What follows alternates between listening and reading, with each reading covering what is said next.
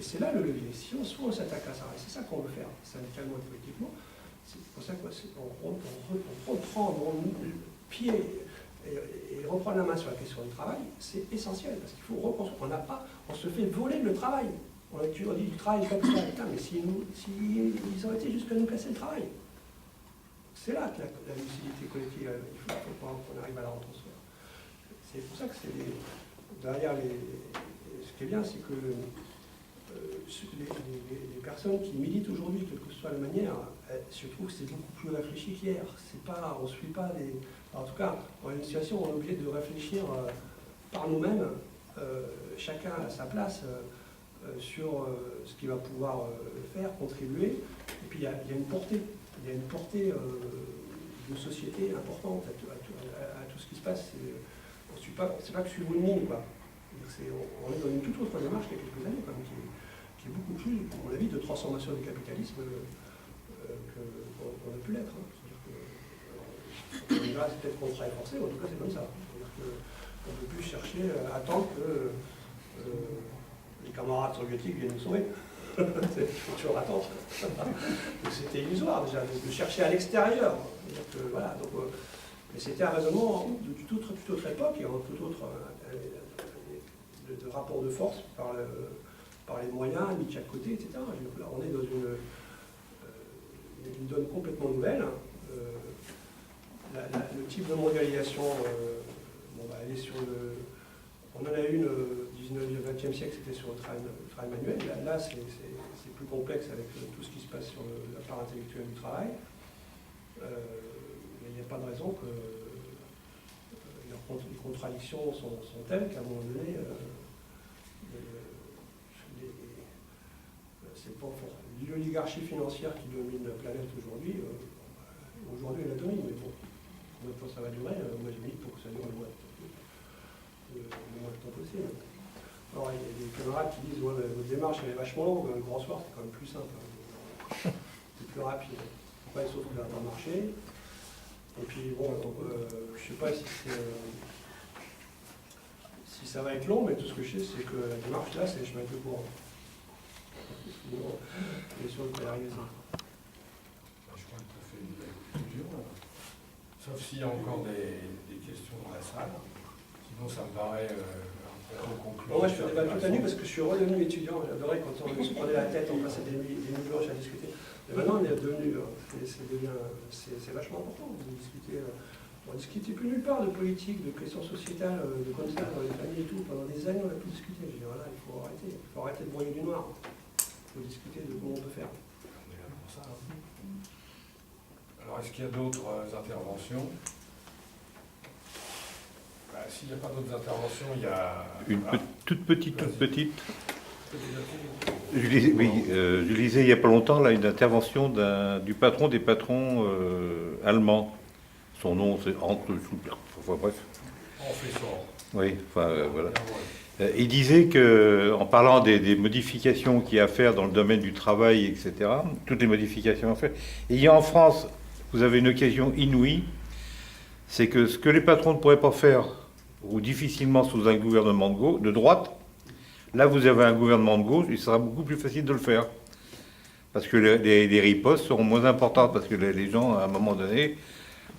Voilà, donc pour eux, c'est plus facile de faire des modifications importantes sous un gouvernement de gauche, enfin, importantes dans le mauvais sens. Hein. C'est ce qui s'est passé après 80. Hein, oui. Il y aurait l'ANI avec Sarkozy, CGT, CFDT, FO, SFT, CVT, tous les... Bah oui. Il y aura un grand wagon de gens dans la rue pour faire une grande manif. Mais là on est trop sur l'anti-Sarkozy. C'est ce que j'appelle ne pas être sur un contenu, ça. On n'a pas travaillé la politique de Sarkozy, en tout cas en termes de lucidité collective. Donc Sarkozy, par contre, la politique est pas partie. Voilà. Donc, en tout cas, une bonne partie de cette politique. Donc, et il a fallu attendre 86 après la victoire de 81. Il n'y avait plus de lutte. Hein.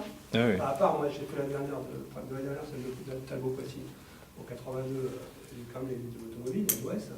On l'a fait, mais après, il faut attendre 86 de vaquer, sinon vous avez quelques années. Mais alors c'est l'extinction complète, hein, dans les boîtes, tu te souviens. on ramène quelque chose un maximum. Donc, à mon avis, là, c'est rapide. Parce que là, il n'y a pas eu de temps, il n'y a même pas eu. La seule surprise du gouvernement, enfin pour moi, un militant communiste un peu expérimenté, la seule surprise, c'est que ça a été ultra rapide de partir sur une politique libérale. Ça n'a pas fait 3 mois. Quoi, je veux dire. Et après l'été, les dernières mesures sont tombées. Alors qu'en 80, il fallait quand même 2 ans, il y avait des durs de gauche quand même. Il y avait des nationalisations, il y a un certain nombre de choses. C'est-à-dire que là, en tête de 60 ans, tout, là, c'est que dalle. Quoi, je veux dire. Lui, le mariage pour tous, ça ne fait pas la maille. Quoi. Le rapport de force politique n'était pas le même. Non, oui, c'est sûr. Bien, donc double conclusion.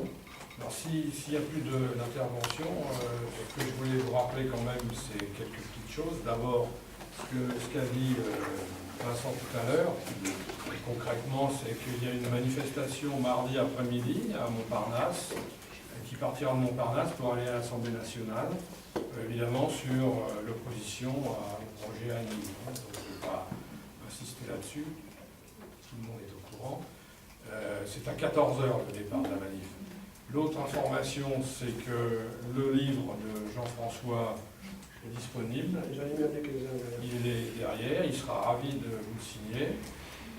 L'autre proposition, c'est que dans la foulée de ce qu'il nous a dit tout à l'heure, Luc Miseret, dans la volonté de créer des liens entre les producteurs et les consommateurs avec un circuit court direct, dispose de quelques ressources venant de Morgon, Villiers Morgon, qui sera ravi de nous ouvrir. Et lui, donc je vous rappelle qu'on essaiera donc d'organiser une réunion sur le thème Morgon. Thème Morgon. Pas Mormon, hein, Morgon. Avant la fin de l'année, pour continuer notre parcours de réunion, débat, formation que vous avez déjà assisté.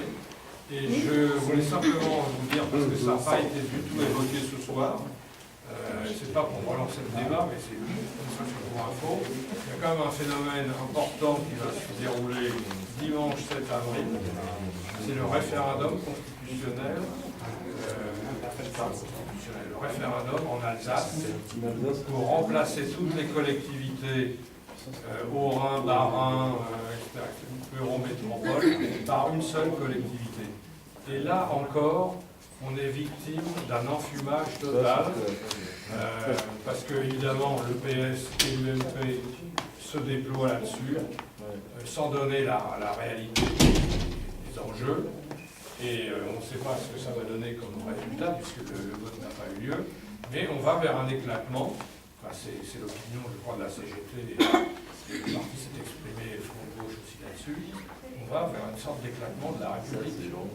Et ça, c'est quand même aussi grave sur le plan institutionnel, à mon sens, que ce qui se passe avec l'ANI au plan social et économique. Donc quand même, ça aurait mérité un peu plus de, pas ce soir, hein, mais dans les jours précédents, un peu plus d'informations pour décrypter ce référendum alsacien. Voilà, donc sinon, vous avez une table de lecture qui vous